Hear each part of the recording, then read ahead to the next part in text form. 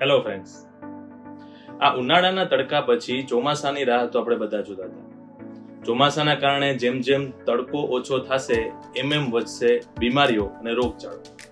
શું કામ ચોમાસામાં જ વધારે પડતી બીમારીઓ જોવા મળે છે?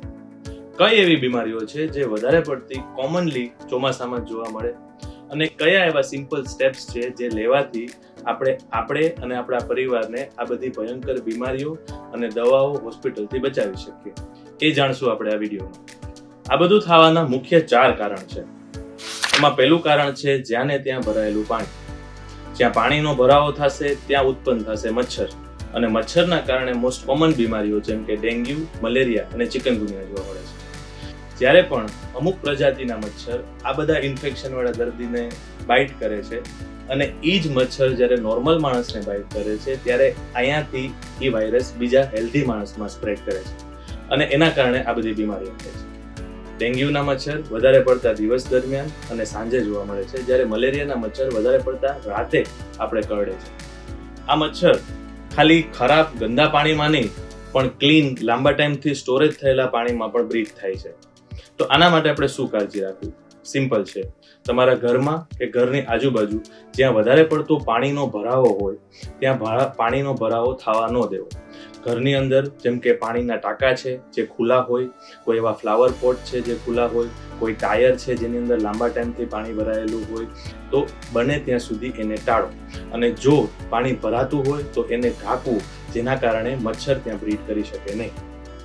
ઘરની બહાર નીકળવા પહેલા ફૂલ સ્લીવ્સના કપડાં પહેરવા, જેથી મચ્છરને બાઇટ કરવાનો એરિયો ઓછો મળે. હાથમાં અને મોઢામાં મોસ્કિટો રિપેલન્ટ ક્રીમ લગાડીને નીકળવું. ઘરની અંદર બને ત્યાં સુધી મેટનો યુઝ કરવો અથવા આપણી સાદી જે મચ્છરદાની છે એનો ઉપયોગ કરવો, જેથી આપણે મચ્છરથી બચી શકાય. ચોમાસામાં બીમારીઓ થવાનું બીજું મોસ્ટ કોમન કારણ છે ખરાબ ખોરાક અને ખરાબ પાણી. એના કારણે આ બેક્ટેરિયા વાયરસ આપણા શરીરમાં જઈ અને આપણે ઇન્ફેક્શન જે મોસ્ટ કોમન જોવા મળે છે એ છે ટાઇફોઇડ, ઝાડા ઉલટી એટલે ગેસ્ટ્રોએન્ટરાઇટિસ, ત્રીજું છે હેપેટાઇટિસ જેમ કે હેપેટાઇટિસ A, અને ચોથું કોક રેર કેસમાં આપણે જોવા મળે કોલેરા. આનાથી કઈ રીતે બચવું? તો આનાથી બચવા માટે જ્યારે તમે જમવા બેસો એની પહેલા તમારા હાથ સાબુ વડે ધોઈ અને જમવા બેસવું. બીજી વસ્તુ કે બહારથી કોઈ એવા વેજીટેબલ્સ કે ફ્રૂટ આવે છે એને સરખી રીતે સાબુથી વોશ કરી અને પછી એનો ઉપયોગ કરવો. ત્રીજી વસ્તુ કે જ્યારે આપણે પાણી પીએ છીએ તે પાણી ઉકાળીને પીવું અથવા આળોનું ફિલ્ટરવાળું પાણી પીવું. ચોથી વસ્તુ કે જ્યારે આપણે ખોરાક બનાવીએ છીએ એ ગરમ ખાવું, અને જો તમે એ ખોરાકને 6 કલાક પછી ખાવાના હોય તો એને ઘરમાં ઢાંકીને રાખવું. ત્રીજું, એકદમ ગરમી પછી ભેજ અને ભેજ પછી વરસાદ. આના કારણે ઇનેક્ટિવ થયેલા વાયરસ ફરીથી એક્ટિવ થાય છે અને મલ્ટીપ્લાય થાય છે, જેના કારણે મોસ્ટ કોમનલી આ સિઝનમાં આપણે વાયરલ ઇન્ફેક્શન જોવા મળે, જેના કારણે શરદી, ઉધરસ, તાવ જોવા મળે છે. આનાથી કેમ બચવું? આપણે કોરોના ટાઈમે ખબર જ છે. માસ્ક પહેરવું, બીમાર દર્દીથી સોશિયલ ડિસ્ટન્સ રાખવું અને ફ્રીક્વન્ટ હેન્ડ વોશિંગ કરવું.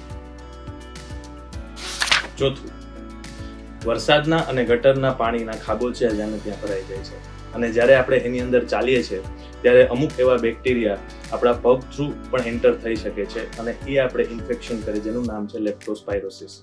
એનાથી બચવા માટે ડેઈલી ઘરે આવીને રાતે તમારા પગ સાબુથી તમારે ધોવા, અને બીજી વસ્તુ બની શકે તો શૂઝ પહેરી અને બહાર જવું વરસાદની અંદર.